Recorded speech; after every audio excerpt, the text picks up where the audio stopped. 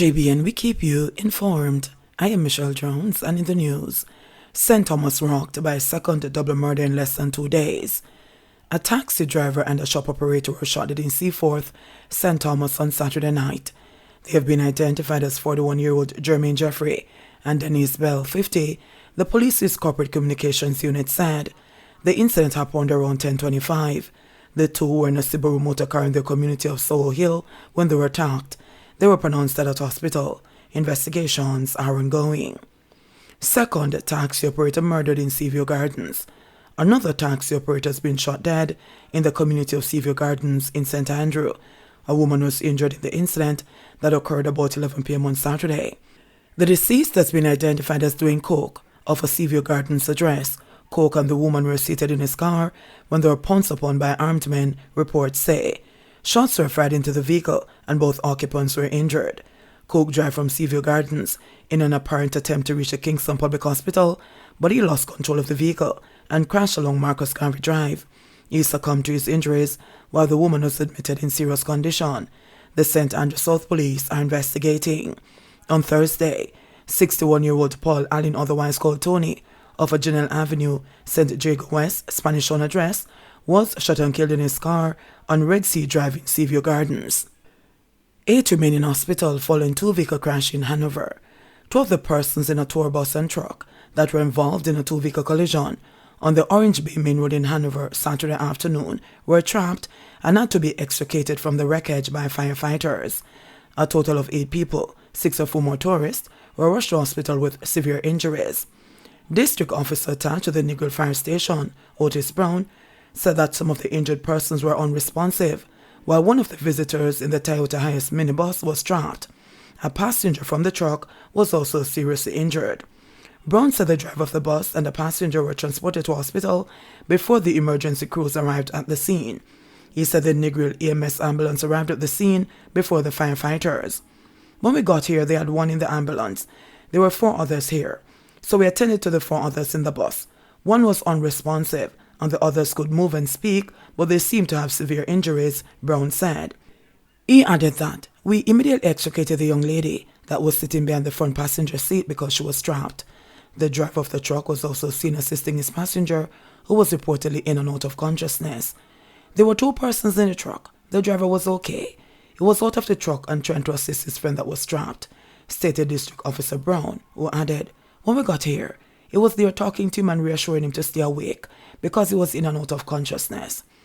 The driver of the truck later received a medical checkup at the Noel Holmes Hospital in Hanover. All 8 accident victims remain in hospital. The tourists were traveling from the direction of St. James towards Negril, and the truck was going in the opposite direction. It is not clear how the collision happened. 2 ambulances from the Emergency Medical Services Department from the Negril and Savlamar fire stations responded to the call, which was received at 3:25 p.m. 2 fire trucks, 1 from Lucy and the other from Negril, also responded. NCU lecturer Russ McLean held in Broward County Jail in Florida on 16 charges, including sexual assault.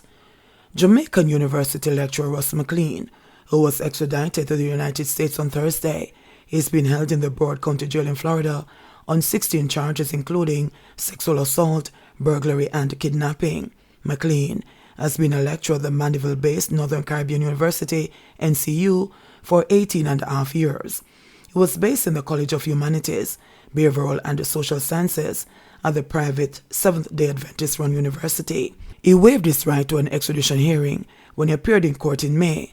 The 65-year-old McLean was located while serving as a faculty member at NCU and arrested with the assistance of U.S. Marshals in the long-running cold case. In Florida, Margate police said an investigation resumed after several sexual batteries and attempted batteries took place between June 1996 and November 1997, where the suspect broke into homes and threatened victims with a gun before assaulting them. According to media reports out of Florida, in 2007, evidence in a burglary case led to the identification of McLean as a person of interest. During the investigation, McLean fled to Jamaica, officials said. In 2018, DNA evidence was obtained and compared to rape kits taken from the incidents in the 1990s. It matched with McLean, and an arrest warrant was issued in August 2020. Investigators believe there may be more victims and ask anyone with information to contact Margate Police at 954-972-7111. Alarm sounded over collection of prisoners' DNA. The government could soon resume a program under which it collects and stores DNA samples from prisoners to strengthen its crime-fighting capacity. Xavier Main, State Minister in the Ministry of National Security, pointed out that the program was rolled out before the pandemic. Pursuant to the law, as contained in the DNA Evidence Act, the sampling of all convicts was happening prior to COVID. The onset of COVID would have stopped that process. That is something that has not yet resumed, he said. At the time of the interview, Main was not able to say how many samples had been collected and stored in the database so far, or whether convicts were voluntarily providing samples, or if reasonable force was being used as provided for under the law. He has promised to provide more details on the program in short order. The DNA Evidence Act was passed in late 2015 after being piloted by the National Security Minister, Peter Bunting. It was pitched as being critical to the country's crime fight, as it provided for the compulsory extraction of DNA samples from suspects on convicted persons, outlined the protocol for collecting, retaining and preserving the samples, as well as guidelines for the retention or destruction of DNA profiles.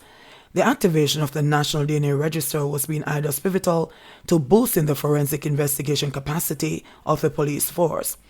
But Attorney at Law Bert Samuels believes that Section 29 of the Act, which allows for the collection of DNA samples by force, may not stand up to constitutional scrutiny.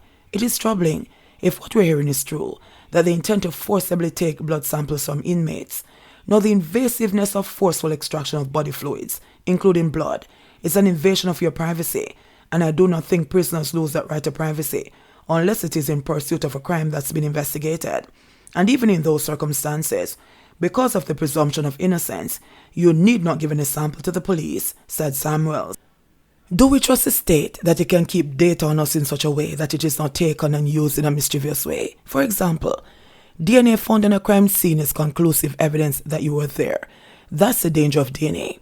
It is so accurate that its misuse can lead to abuse, the senior attorney said. Although Main said that no official has been authorized to announce a resumption of the program at this time, sources close to the prison system said that inmates at one local prison were recently advised that DNA samples will be taken from them. Unlike Samuels, Constitutional Attorney Dr. Lloyd Barnett does not believe the collection of DNA samples breach an inmate's constitutional right to privacy. It's a long-established practice to take personal data from persons who have been convicted of a criminal charge, which is practiced in most democratic countries, Barnett said. There's a limitation on right to privacy of persons serving sentences. On conviction, fingerprints have always been taken. This is an extension of that traditional approach, so it will be very difficult to say that it is one that is not demonstrably justified in a democratic society, he added. Barnett also believes that the provision for the use of reasonable force to obtain samples can stand up to the scrutiny. If there's a legal power to take the sample, then it couldn't be frustrated by the person who is refusing to comply, he argued. Dr. Judith Mott, head of the Institute of Forensic Science and Legal Medicine, confirmed that the samples collected from convicts are stored and analyzed at the state entity. It is quite secured, she said of the database, adding that it does not only include samples from the correctional system. JCF shakes up divisional commanders. Several divisional commanders in the Jamaica Constabulary Force JCF have been reassigned by Commissioner of Police Major General Anthony Anderson. The list of transfers were published in the force orders on Friday. Head of the Westmoreland Police, Senior Superintendent Robert Gordon, has been reassigned to the Force Development and Logistics portfolio. Senior Superintendent of Police Wayne Josephs has been the acting head of the Westmoreland Division for some time. Meanwhile, Senior Superintendent Jacqueline Coombs will move from the Area 2 headquarters in St. Mary to the Inspectorate and Professional Standards Oversight Bureau, IPROBE. Senior Superintendent Colvin Small has been transferred from IPROBE to the Planning, Research and Development branch. Head of the Manchester Police Division, Superintendent Lloyd Darby, is moving to Portland and will be replaced by Superintendent Shane McCullough from the National Police College of Jamaica. In the meantime, Portland's top cop, Superintendent Kenneth Chin, will now take charge of St. Elizabeth as Superintendent Dwight Daly moves from the Breadbasket Parish to the Criminal Investigations Branch, CIB. The new assignments become effective on July 25. Jamaica reports 117 new COVID cases, 2 deaths. Jamaica reported 117 new COVID-19 cases and 2 deaths on Saturday, according to the latest statistics from the Ministry of Health and Wellness. This pushed the total number of cases of the virus since the start of the pandemic to 143,982 and the death toll to 3,157. Of the newly reported cases, there were 70 females and 47 males with ages ranging from 6 weeks to 88 years. The cases were recorded in Kingston and St. Andrew 34, St. Catherine 27, St. James 15, Portland 12, St. Elizabeth 7, Clarendon 5, Hanover 4, Westmoreland 3, St. Thomas 3, St. Mary 3, Trelawney 3, and St. Anne 1. The 2 fatalities are for an 80-year-old female from St. Elizabeth in June 2022 and a 78-year-old male also from St. Elizabeth in July 2022. The country also recorded 86 new recoveries, bringing the total number of recoveries to 91,668. The positivity rate for the latest round of testing was 16.3%. There are 99 people hospitalized, 2 of them critically ill.